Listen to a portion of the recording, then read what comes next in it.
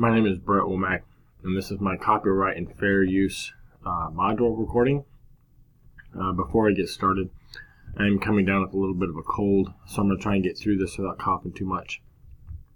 So the first question, after reviewing the copyright and fair use websites, which area surprised you the most as breaking copyright laws or not meeting the fair use criteria? I visited the Copyrights and Copywrongs website on Education World.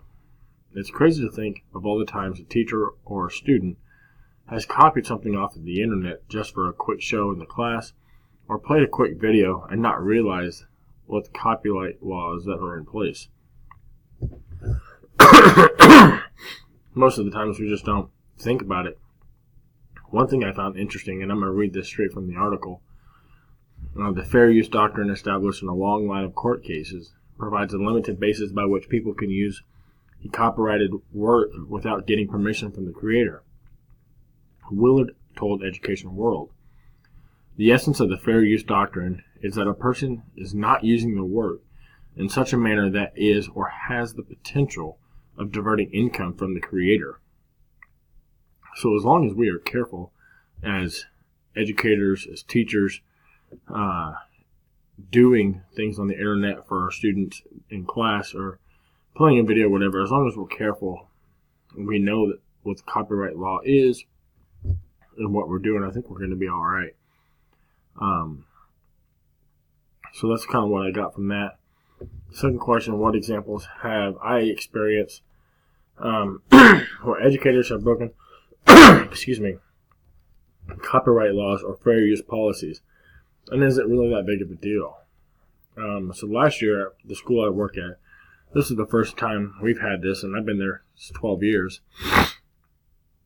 We had a day right before the Christmas break where we had 3 different videos played throughout the school for kids to sign up for.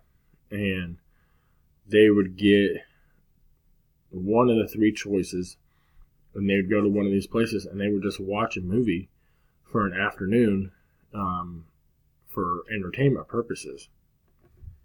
And so after reading or taking that quiz, the very first question talks about, are we allowed as educators to play a movie for a reward or entertainment? And the answer is no, we're not allowed to, but our school did it anyways. And this was put on by our principals, and if they think it's all right to do, then I think it's not really that big of a deal. I think that is the plan for us to do that again this year and not think twice about it. And these are just movies just for the kids to relax and enjoy the last day of the first semester. And then the last question, how did you score on the fair use quiz from the CSUS EDU site, and what question surprised you? Well, I took the quiz. I was going off of what I thought the answer would be based on my own experiences and what I thought would be the right answer. And when I got into the quiz, it was harder than I thought it was going to be. Some of the things when I read the question, I'd read it and be like, oh, that's definitely a copyright issue, and I would select and get it wrong. I would say that the percentage I got wasn't what I would want for a test for any other class, but I was really surprised with some of the stuff you can do, some of the stuff you can't do, and not get in trouble for it.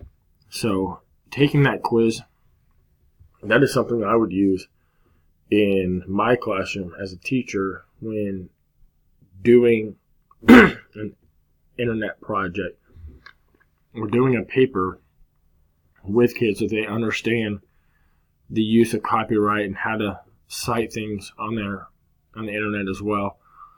I think it would be interesting for kids to take that quiz and then talk about it through each one and say, all right, this is this question and this is what you can and can't do. And I think that quiz is really useful and something like I said, I would definitely use in the classroom when doing something like this.